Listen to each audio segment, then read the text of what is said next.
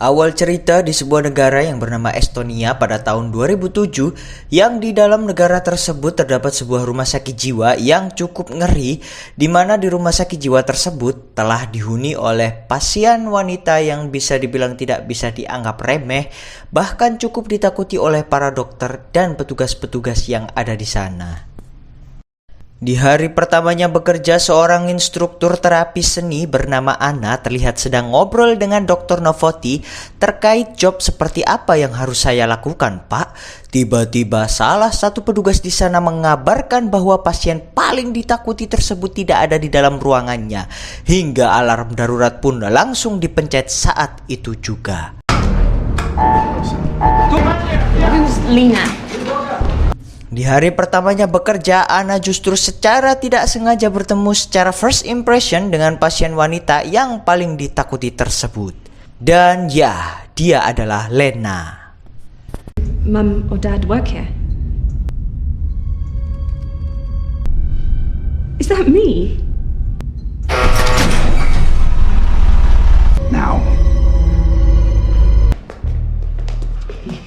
Berdasarkan apa yang dijelaskan oleh Dr. Novoti kepada Anna, si Lena ini ternyata bukanlah sosok bocil biasa yang suka jajan sembarangan di sekolah seperti mie beteng atau berbagai jenis lainnya, melainkan si Lena ini ternyata adalah seorang wanita berusia 30 tahun yang menderita kelainan kelenjar, sehingga membuatnya tidak bisa bertumbuh dan tetap terlihat persis seperti anak usia 10 tahun, atau kita biasa menyebutnya sebagai kuntet, tapi kuntet yang proporsional.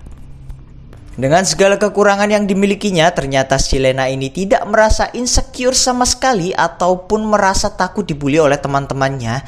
Dan justru si Lena ini memiliki sudut pandang yang berbeda, yakni memanfaatkan tubuh kuntet proporsional yang dimilikinya ini untuk menipu orang-orang dengan cara menyamar sebagai anak kecil, kemudian menyusup dalam sebuah keluarga supaya bisa mendapatkan makanan gratis sekaligus tempat tinggal. Dan ketika sudah selesai dengan itu, si Lena justru membunuh mereka tanpa ada rasa terima kasih kepada mereka sedikit pun, sehingga saya menyebutnya sebagai kun brupet alias kuntet brutal psikopat. Singkat cerita, Lena yang sedang asik menonton sinetron TV tiba-tiba mendapatkan sebuah paket yang berisi gaun berwarna hitam berukuran es lokal. Ketika Pak penjaga melihat Lena tampak amat bahagia dengan gaun itu, jiwa pedofilnya pun langsung aktif, sehingga si Lena pun memanfaatkan keadaan ini supaya bisa kabur dari sana dengan cara meminta bantuan kepadanya untuk mengikat tali gaunnya. Come in. I want to do something nice for you. Si penjaga pun mulai masuk ke dalam sel. Lena pun menggodanya dan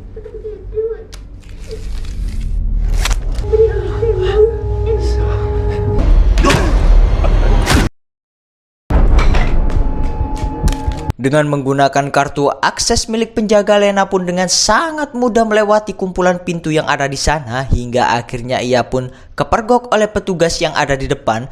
Namun si Lena masih memiliki rencana B, yakni memanfaatkan kebrutalan salah satu pasien yang cukup terobsesi dengan permen, hingga dirinya pun dengan senang hati menyerang penjaga dengan sangat brutal hanya demi mendapatkan sebiji permen. Iji, do you want some candy?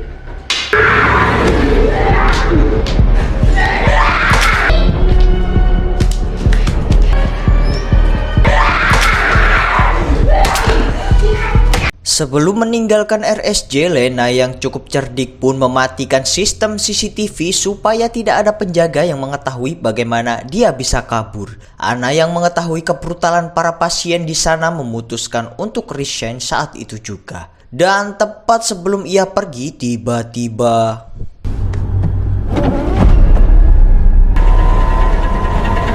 meskipun Lena sudah memberitahukannya untuk tetap diam, Anna pun tetap melaporkannya kepada Dr. Novotny saat ini juga.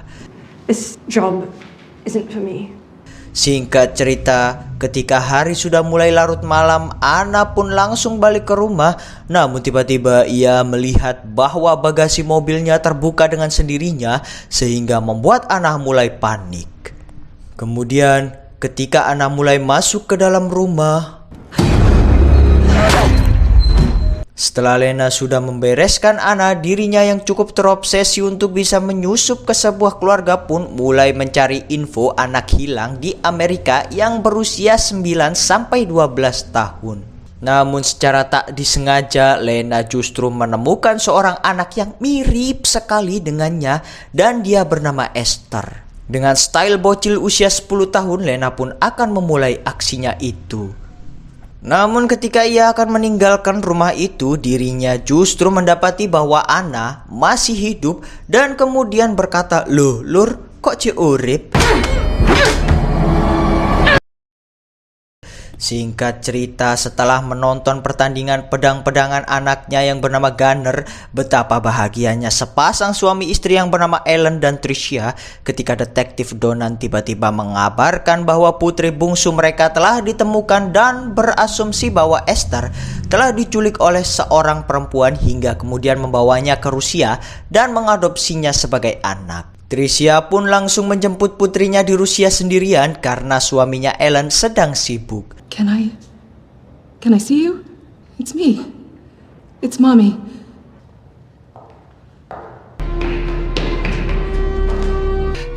Everything is right.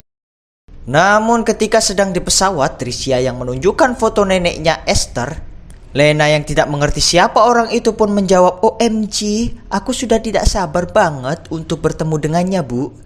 Mendengar hal ini, Tricia pun merasa bingung karena nenek Esther telah lama meninggal dunia. She passed. Remember? Karena salah ngomong dan mengatakan hal bodoh, Lena pun langsung izin untuk ke toilet dan sekaligus menyerepet satu Homer, lalu dirinya pun meluapkan emosinya di dalam toilet.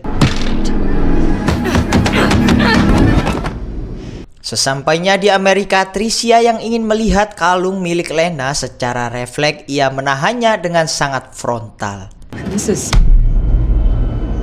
Setelah itu Lena pun disambut oleh ayah dan kakaknya Gunner dengan sangat gembira karena merasa sangat rindu kepadanya. Hello, Gunner. Glad you're back. Let's go home. Keesokan harinya Lena pun diajak ke tempat seorang psikolog bernama Shiger yang dulu sering sekali bertemu dengan Esther. Ketika ditanyai oleh Shiger tentang apa yang terjadi selama ia diculik, Lena pun langsung mengalihkan pembicaraannya dengan membahas tentang burung beo peliharaan dokter. "Ih, si beo Sydney, kamu masih ingat aku kan?" Setelah sesi tanya jawab itu selesai, si psikolog pun berbicara empat mata dengan Tricia mengenai si Esther. Lena yang kepo pakai banget dengan pembicaraan mereka berdua pun dengan cerdik mengelabui petugas di ruangan sebelah dengan cara menumpahkan minumannya. Ketika petugas pergi meninggalkannya, Lena pun langsung menyalakan speaker yang ada di ruangan tersebut untuk menguping pembicaraan mereka.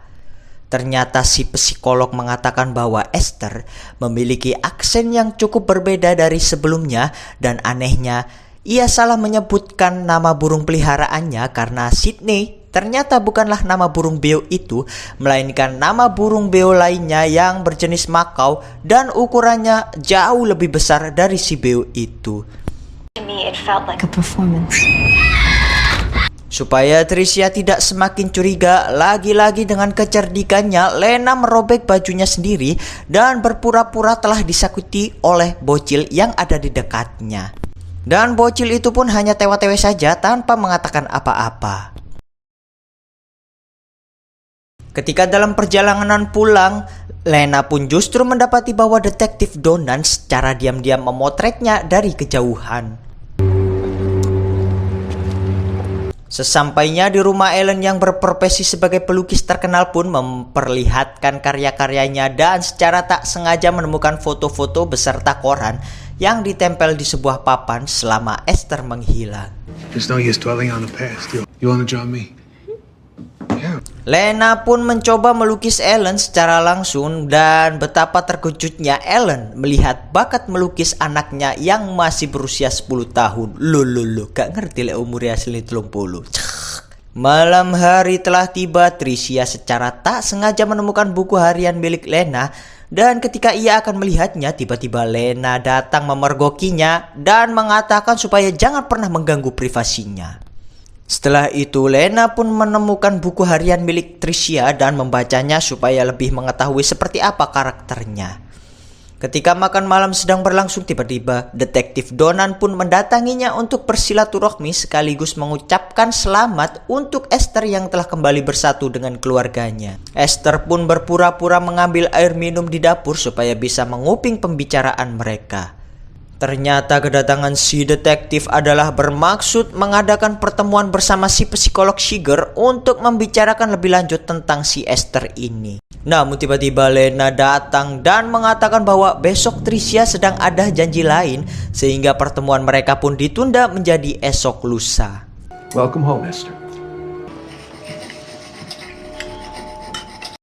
Dan Detektif Donan pun mengatakan pada Esther bahwa ia lupa mengisi air minumnya, sehingga dapat disimpulkan bahwa Detektif Donan telah mengetahui bahwa ia telah menguping pembicaraannya. Walk you up. Karena merasa sudah semakin dicurigai, si Lena pun bermaksud kabur dari rumah ini dengan mengambil barang-barang berharga milik Tricia. Namun ketika ia akan pergi, tiba-tiba secara tak sengaja ia melihat Ellen yang sedang melukis di ruangannya dengan hanya memakai kaos kutang dan terlihat tampan sekali. Lena pun akhirnya memutuskan untuk tetap menjadi Esther kembali. I think I'll stay here for a while. Singkat cerita, keesokan harinya ketika mereka berdua sedang pergi dari rumah, sedangkan si Gunner yang saat itu sedang mengadakan pesta dengan teman-temannya, tiba-tiba didatangi oleh Detektif Donan. Ternyata kedatangannya itu bermaksud mengambil sidik jari Lena dengan mengambil kaset VCD miliknya karena masih merasa sangat curiga dengan si Esther ini.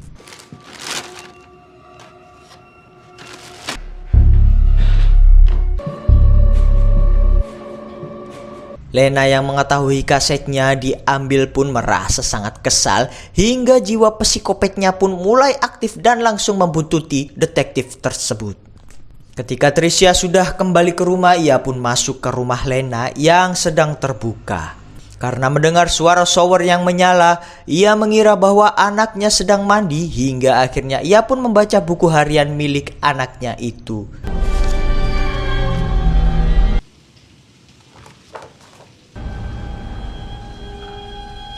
Hingga akhirnya terkuaklah identitas Lena yang sebenarnya. Ketika Tricia mengecek kamar mandi, ternyata anaknya sedang tidak ada di sana hingga ia pun sangat-sangat terkejut melihat semua ini.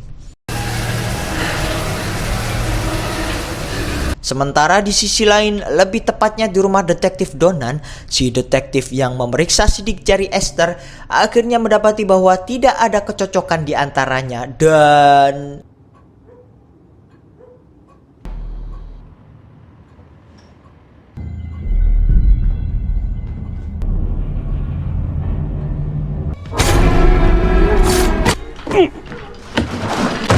dari sini Anda akan sangat very terkejut karena tiba-tiba Tricia datang dengan membawa sebuah pistol dan membantu Lena untuk membunuh Detektif Donan. Loh. Ternyata Esther selama ini tidak menghilang karena diculik, melainkan tak sengaja terbunuh oleh kakaknya Gunner yang kebablasan bersikap kasar kepada adiknya. Karena mereka merupakan keluarga yang bisa dibilang terpandang atau termasuk tokoh yang cukup dikenal dunia, Tricia pun tak ingin menghancurkan image keluarganya sendiri. Ia pun mengubur mayatnya dan mengumumkan bahwa anaknya telah menghilang. Dan rahasia ini hanya diketahui oleh Gunner saja, bahkan suaminya Ellen pun tak mengetahuinya, sehingga sang suami menganggap bahwa anaknya Esther telah menghilang akibat diculik oleh seseorang.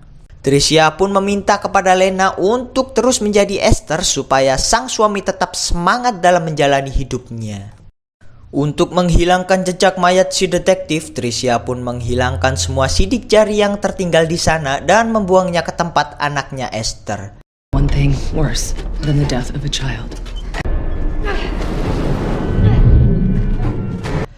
Dan tak hanya itu, Tricia mengirim email menggunakan akun Donan yang berisi izin untuk berlibur kepada atasannya. Setelah sampai ke rumah, Tricia beralasan ke suaminya bahwa dirinya usai menolong Lena yang habis jatuh dari sepeda. Ngono ya percaya Ellen. Supaya identitas Lena tetap terjaga, Tricia pun memberitahu segala tetek bengek tentang Esther hingga menyuruhnya untuk menggunakan style pakaian yang biasa dikenakan oleh Esther. Pink. Very, very good. Is your favorite color. Ooh, velvet. You can paint. What else can you do? Dan semua rencana ini telah berjalan mulus, mulai dari Dr. Shiger yang sudah tak lagi mencurigainya, hingga teman-teman sultannya yang saat itu datang untuk menjenguk Esther. Tak satu pun dari mereka yang menemukan kejanggalan dari panggung sandiwara ini. Singkat cerita, beberapa hari telah berlalu, kumpulan keluarga psikopat ini terlihat sedang makan malam bersama. Lena yang emosi karena dilarang untuk mengikuti galeri seni bersama Ellen pun langsung pergi begitu saja meninggalkan mereka dan memberikan makanannya kepada tikus yang menghuni ventilasi kamarnya.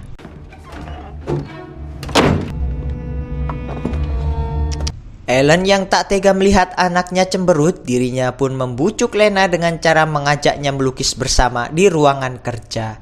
Where others don't even know to look. This is such a great space. Have a good night. Namun dari kejauhan, Tricia tampak mengamati mereka berdua yang saat itu Lena sedang terlihat mencium tangan si Ellen. Ellen sendiri tak merasa curiga sama sekali karena masih merasa bahwa ciuman ini hanyalah ekspresi cinta sang anak kepada bapaknya.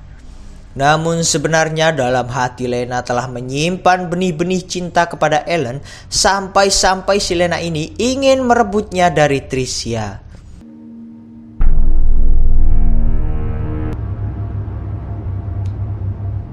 Ellen pun akhirnya pamit untuk tidur karena hari sudah mulai larut malam. Namun tak lama Tricia yang saat itu merasa sangat cemburu tiba-tiba datang menemui Lena untuk menghujat fisiknya yang stuck segitu-gitu aja. He would be as repulsed by you as I suspect most men are. So utterly delusional to think that he would want you? Sesampai di kamar, Lena yang tak terima atas ejekan tersebut pun merasa sangat amat terpukul sambil berkata, "Gua tuh bukan stuck, cuma gak numbuh aja anjir." Namun ketika Lena ngomel-ngomel sendiri secara tak sengaja melihat tikus yang mati akibat memakan makanan yang diberikannya tadi.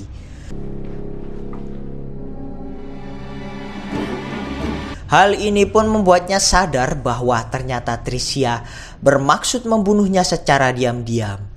Keesokan harinya, Lena yang merasa tak terima pun langsung membalasnya dengan memberikan sebuah jus kepada Tricia dengan topping bangkai tikus yang mati tadi malam. Good.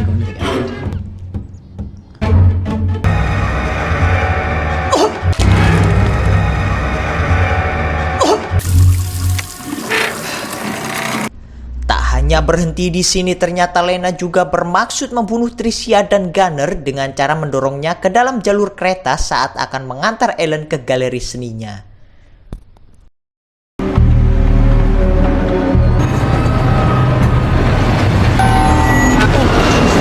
Ketika Ellen sudah masuk ke dalam kereta, Tricia yang merasa sangat kesal karena percobaan pembunuhan ini berniat akan mengakhiri hidup Lena saat itu juga dan...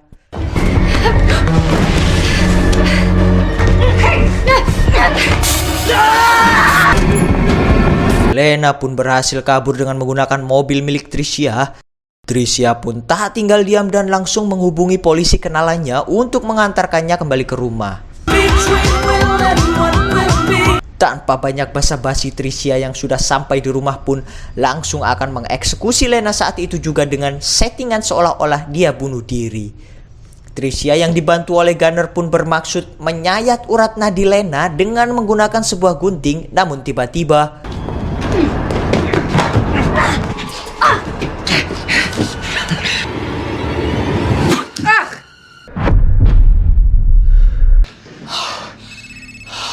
ketika mereka berdua sedang lengah, tiba-tiba Lena menghilang begitu saja seperti kage bunsin.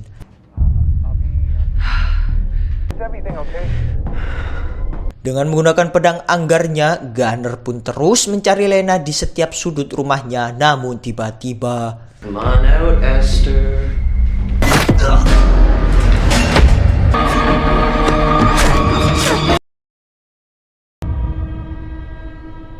Tricia yang terkejut melihat anaknya telah tergeletak mengenaskan langsung mengejar Lena hingga pergelutan sesama psikopat pun tak terelakkan lagi. Si kompor yang tak mengerti apa-apa justru ikut tersenggol oleh mereka berdua sehingga membuat si kompor pun marah-marah dan membuatnya bertindak brutal dengan membakar seluruh isi rumah ini.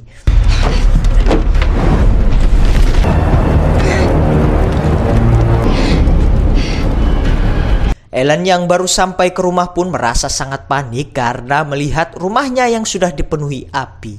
Ketika Ellen bermaksud mencari keluarganya, tiba-tiba melihat Tricia dan Lena sudah bergelantungan di atap.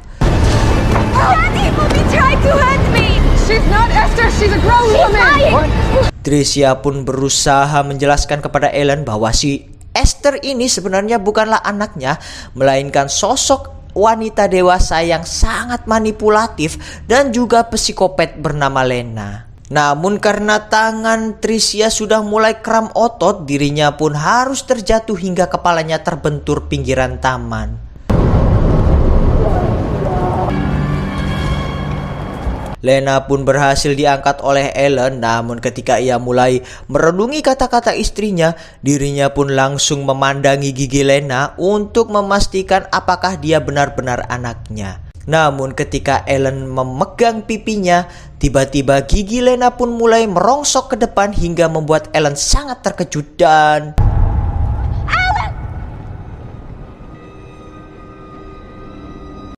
Tak lama setelah itu tim pemadam kebakaran pun datang dan langsung mengevakuasi Lena. Namun tak seorang pun yang mengetahui kejadian pada malam itu, baik tim pemadam, polisi maupun Dr. Seeger. The world is through with you. It's on. You've got it with. Dr. Seeger justru menaruh simpati kepada Lena alias si Esther ini karena selalu menimpa sebuah keburukan mulai dari hilang selama 4 tahun sampai kedua orang tuanya yang meninggal secara tragis hingga membuatnya menjadi anak yatim piatu. Tanpa mengetahui identitas aslinya, Dr. Seeger justru bermaksud mencarikannya orang tua baru yang mau mengadopsinya. Tamat.